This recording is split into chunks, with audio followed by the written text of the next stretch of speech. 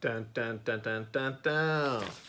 Good morning, good evening, and good night to everyone out there on the internet. You're listening once again to Lancing with Myself, the 5-minute podcast and YouTube show where I take a minute out of my week to talk about being a game designer and freelance creative when you're low on spoons and low on cash.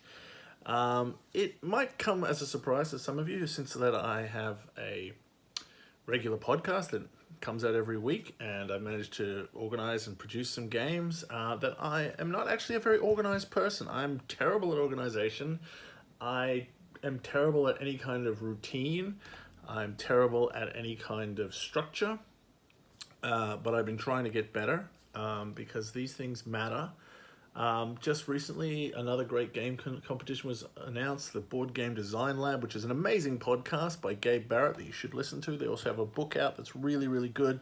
There's just a lot of really solid info, all done through an interview style, which means you're getting that personal views from everyone, about what makes games good, or how they've struggled, and what things that people feel important as designers. It's a really good interview show, as well as and using that as a teaching mode is really excellent. But anyway, they're having a competition. I think I entered it last year, but I can't remember. I can't find any emails about it. And honestly, I have a lot of games that I might have entered that I've been working on for the last 2 or 3 years, and I haven't kept good records. And so today's message is try to keep track of everything. I have a big drawer over there which has a bunch of games in it, at various stages of abandonment, and I haven't put that good notes on them. It's really important to sit down and actually write out what your idea is, what you think you're going for, what you've got, and put it somewhere at least, and tag it and go, like, this thing here in this bag is this rules, and this is what I wanted for it, so that you know where it's going. Because all too often I go through an old file or an old email and go, what the hell is this? Here are 6 types of dog activities that are suits for a game.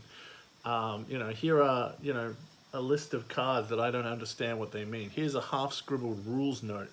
And honestly, when I was going through the last editing of Relics, I actually had all these little scraps of paper on my desk that I had kept for a year and a half or more, just unfolding to go, oh, what was the note on that? What did that matter? And making all those changes. It wasn't a great system, but it was enough to get me over the line. But better systems are, what we call for. I now have a piece of paper. You on the podcast can't see it, but it's basically a list of 1, 2, 3, 4, 5, 6, 7, 8 games that I'm currently developing. And there's some out there that are developed, but I'm looking for publishers for.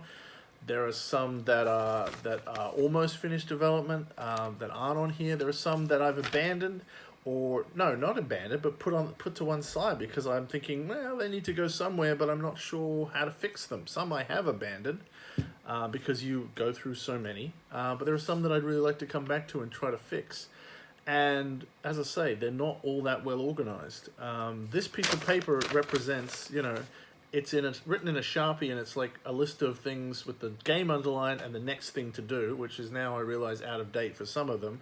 And that is the most organization I've had in a long time, where I've just actually written it down.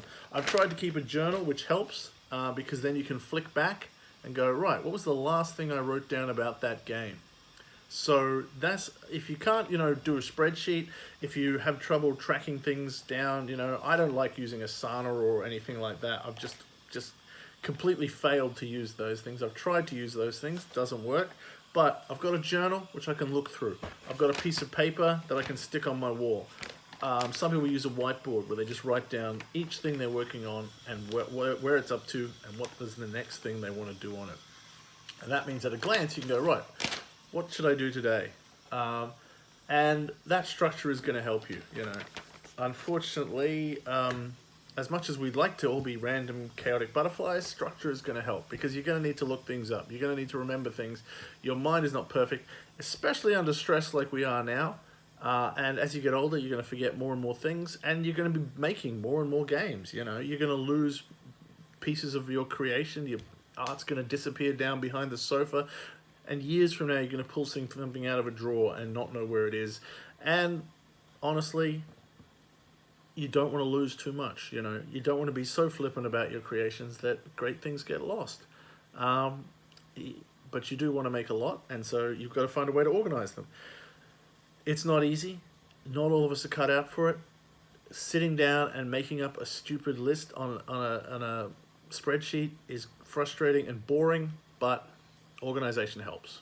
That's all there is to it. Otherwise, you forget what you've done and where you've sent it and who to and what the response was and where the game is up to and all these millions of things. There is a long process between an idea and publication, and even then there can be things after publication, and there are so many stages and so many bumps along the line, and you need to know where every game you're working on is up to and who it's been sent to. Start now. Don't follow in my example and start late. Start now. Figure out where your games are up to, figure out where they're going, figure out who they've been sent to. Try to keep notes however you can so that you don't lose track and don't end up sending the same things back to the same publisher and making yourself look like a fool. So that's all for today. It's just about trying to keep records as best you can in the stressful life that we have today. Good luck with that. If you've got any tips for keeping records and how you remember where your games are up to, let me know in the comments, and we'll see you next week. Until then, be good, play games, pat dogs, have fun.